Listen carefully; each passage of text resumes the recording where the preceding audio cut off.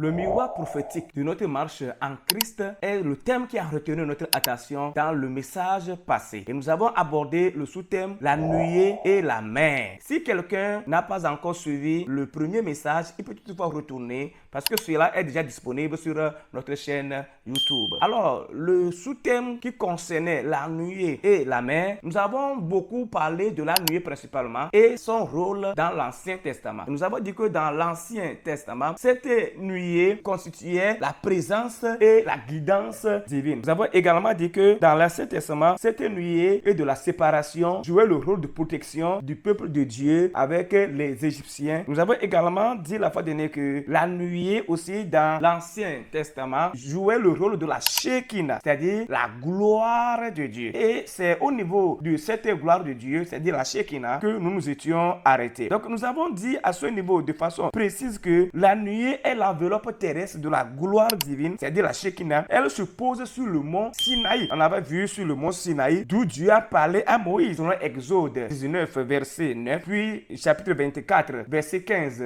à 18. Et plus tard, cette nuée couvre le tabernacle et le temple, signifiant que Dieu a fait sa demeure au milieu de son peuple. Donc la présence de la nuée parmi le peuple de Dieu symbolise déjà la présence de Dieu parmi son peuple, tel que Exode 40 verset 34 à 38 cela dit. Qu'est-ce que la Bible dit? La Bible dit que la nuée couvre la tente d'assignation et la gloire de l'Éternel remplit le tabernacle. Moïse ne pouvait pas entrer dans la tente d'assignation parce que la nuée restait dessus et que la gloire de l'Éternel remplissait le tabernacle. Aussi longtemps que durait leur marche, les enfants d'Israël partaient quand la nuée s'élevait de dessus le tabernacle. Et quand la nuée ne s'élevait pas, ils ne partaient pas non plus jusqu'à ce qu'elle s'éleva. Et la nuée de l'Éternel était de jour sur le tabernacle et de nuit il y avait un feu. Et aux yeux de toute la maison d'Israël, pendant toute leur marche, c'est ce qui se faisait. Et particulièrement 1 Roi 8, versets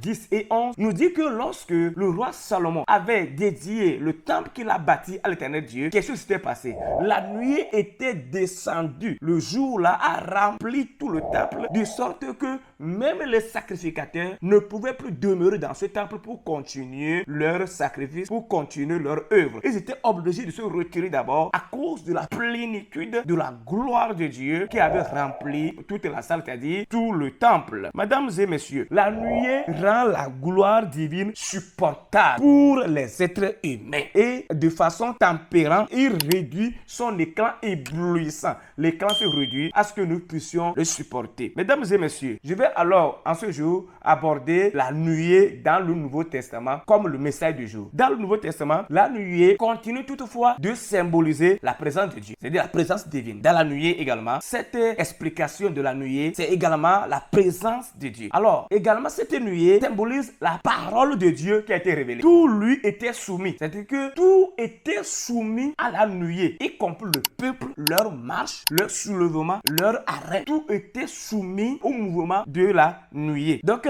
le peuple était infailliblement conduit la nuit que Dieu avait créée exactement, comme nous pouvons l'être également par sa parole aujourd'hui. Par la parole de Dieu également, nous sommes conduits point à point, nous sommes conduits T à T, nous sommes conduits de X à Y sans être échoués parce que nous nous sommes laissés sous la direction de la parole de Dieu. Mesdames et messieurs, quiconque se laisse conduire par la parole de Dieu, quiconque se laisse diriger par la parole de Dieu, quiconque applique la parole de Dieu dans sa vie, cette personne ne fera jamais naufrage. Cette parole guide ses pas. Cette parole l'oriente dans toutes ses démarches. Et cette personne va marcher de façon rassurante. Elle marche de façon confiante parce qu'elle a en elle la parole de Dieu. La parole qui constitue un guide pour lui. Mesdames et messieurs, chers auditeurs, chers frères et sœurs, quand tu te donnes à la parole divine, quand tu te laisses conduire par la parole de Dieu, l'échec va s'enfuir, l'échec s'éloignera de toi. La parole te conduira pas à pas à t'approcher de ton Créateur, de ton Seigneur, chaque jour. C'est ce qui nous arrive quand nous choisissons notre propre voie et que nous agissons sans tenir compte de l'autorité divine. Le naufrage nous attend. C'est-à-dire que quand nous choisissons notre propre voie et que nous abandonnons celle de Dieu, nous nous écartons de celle de Dieu, nous devons savoir que l'échec nous attend. C'est parce que le peuple avait eu la foi en la parole de Dieu qu'ils suivirent et la parole de Dieu, c'est-à-dire le peuple avait eu la foi en cette nuée plutôt, raison pour laquelle elles se sont données à cette nuée. Parce que dans le désert, il n'y avait pas la géolocalisation. Il n'y avait rien du tout. Mais aujourd'hui, on peut quand même t'envoyer la géolocalisation pour parvenir à un point donné. Mais en ce moment, il n'y avait pas la géolocalisation. Donc, ce peuple n'avait pas le choix. Ils étaient obligés de se soumettre à cette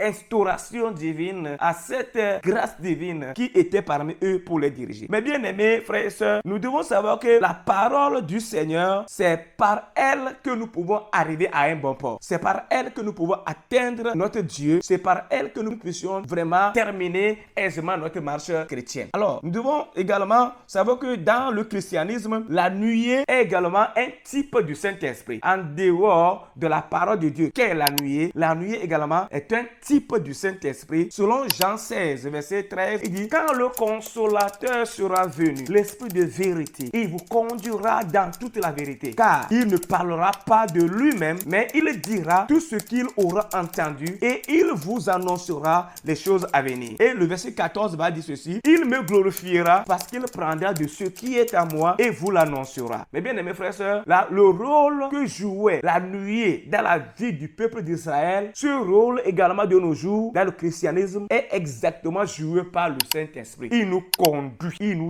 dirige. La nuée dirigeait, la nuée conduisait. De nos jours, le Saint-Esprit également nous dirige, il nous conduit. Il nous faut nous laisser à lui, il nous faut nous abandonner à lui, il nous faut nous soumettre à lui et il nous dirigera, il nous conduira pas à pas. Alors, Galates 5, verset 18 dit: si vous êtes conduit par l'Esprit, vous n'êtes point sous la loi. Alors, il y a également ce mot conduit qui arrive. Si vous êtes conduit par l'Esprit, alors vous n'êtes pas sous la loi. Mais bien aimés frères et sœurs, la colonne de nuée et de feu les ont accompagnés jusqu'à ce qu'ils atteignent la terre promise. Ils ont accompagné le peuple d'Israël jusqu'à ce qu'ils atteignent la terre promise. Et de nos jours également, le Saint-Esprit nous conduit, nous oriente et nous guide. Il faut que nous puissions garder la foi. Il faut que nous puissions avoir les yeux rivés sur lui, les yeux rivés sur notre Dieu. Et le Saint-Esprit nous conduira pas à pas jusqu'à la fin. Mais bien aimés frères et sœurs, la nuée est également liée à des événements cruciaux de la vie de Jésus-Christ et à l'avenir eschatologique. Si nous prenons par exemple la transfiguration, selon Matthieu 17, verset 5, la Bible nous fait savoir que Jésus s'était retiré avec 3 de ses disciples. Et qu'est-ce qui s'était passé? Lorsque Jésus s'était retiré lui seul de ses 3 disciples, c'est-à-dire Matthieu et Jean-Jacques, la Bible nous fait savoir qu'il y avait une nuée lumineuse qui avait couvert Jésus, et dans cette nuée, une voix fit entendre: celui-ci est mon fils bien-aimé en qui j'ai mis toute mon affection. Alors, qu'est-ce que nous devons faire? Nous devons croire en lui. Il s'agissait de Jésus-Christ. Alors, nous allons voir également l'apparition de cette nuée-là qui était là. Et dans cette nuée, un mystère s'était produit. C'est-à-dire, la Bible nous fait savoir qu'il y avait l'apparition de Moïse qui représente quoi? La loi. C'est-à-dire que Jésus-Christ en lui s'accomplissait la loi. Qu'est Moïse? La loi représente Moïse. La présence de Moïse dans la nuée signifie que cette loi est en train de s'accomplir en Jésus-Christ. En dehors de l'apparition de Moïse, il y avait également Élie qui était apparu. Donc Élie là-bas signifie que les prophéties concernant Jésus, les prophéties bibliques ont été également accomplies en Jésus. Alors si nous disons que Jésus-Christ est venu pour accomplir ce qui a été déjà dit sur lui, alors nous voyons également ces accomplissements dans ces faits que sont réalisés dans la présence de la nuée, c'est-à-dire la gloire, la transfiguration, le changement, la nuée qui était là avant, et il y avait ces mystères qui s'étaient produits dans cette présence divine. Mesdames et messieurs, nous devons savoir que cette scène nous rappelle la scène qui s'était passée sur le mont Sinaï et confirme la divinité de Jésus. Parce que c'est Dieu qui était sur le mont Sinaï et la gloire était là, la nuée était là. Également ici, sur ce mont ici, Jésus était là, la nuée était venue. Cela confirme la divinité de notre Seigneur Jésus-Christ. Mesdames et messieurs, chers frères et sœurs, nous allons également parler de l'ascension de Jésus. Selon Acte 1, verset 9, il dit, après avoir dit cela, il fut enlevé pendant qu'il le regardait. Et une nuée le déroba de leurs yeux. Une nuée déroba qui? Jésus des yeux des disciples qui étaient là, qui le fixaient lorsqu'il partait au ciel. Alors, mesdames et messieurs, l'ascension de Jésus est également liée à la nuée. Jésus est enlevé dans les airs et une nuée le cacha aux yeux des disciples. Cette nuée marque la fin de sa présence physique terrestre et son retour auprès du Père. En dehors de cette ascension de Jésus, il y a également ce fait eschatologique, c'est-à-dire le second avènement de Jésus, le second retour de Jésus. Selon Apocalypse 1, verset 7, il dit, voici, il vient avec le nuée et toute l'œil le verra. Même ceux qui l'ont percé et toutes les tribus de la terre se lamenteront à cause de lui. Oui, amen. La nuée est un motif central de la prophétie eschatologique du retour de Jésus. Il est dit que le Fils de l'homme viendra sur les nuées du ciel avec puissance et une grande gloire. Mesdames et messieurs, ce retour sur les nuées est un signe de la divinité de Jésus et de sa royauté, achevant ce qui avait commencé avec son ascension. Que la paix de Jésus-Christ soit avec vous qui nous avez suivis en ce jour. Nous prions que vous puissiez bénéficier des bienfaits de cette nuée dans votre vie au nom de Jésus-Christ. Amen.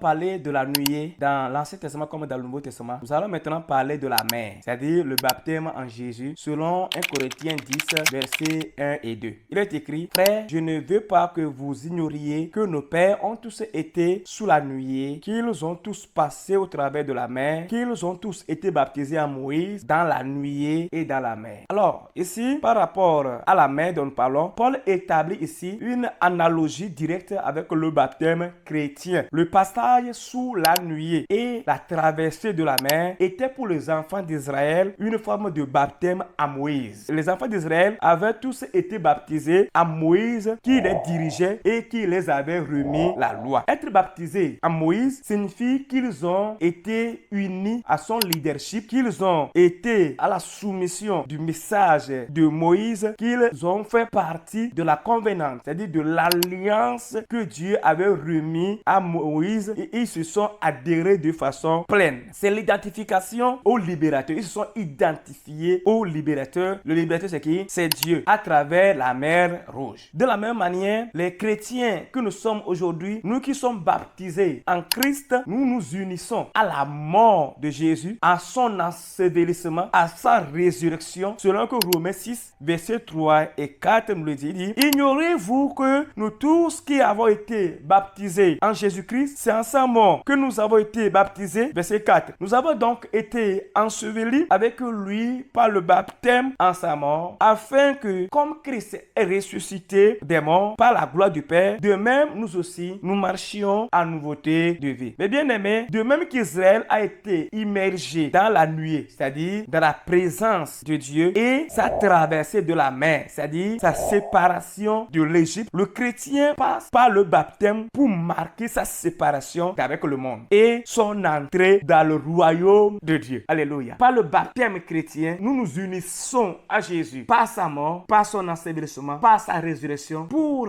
une nouveauté de vie. Que la grâce de Jésus-Christ, sa miséricorde, sa paix soit avec tout et chacun de nous. Au nom de Jésus. Amen. Shalom, shalom.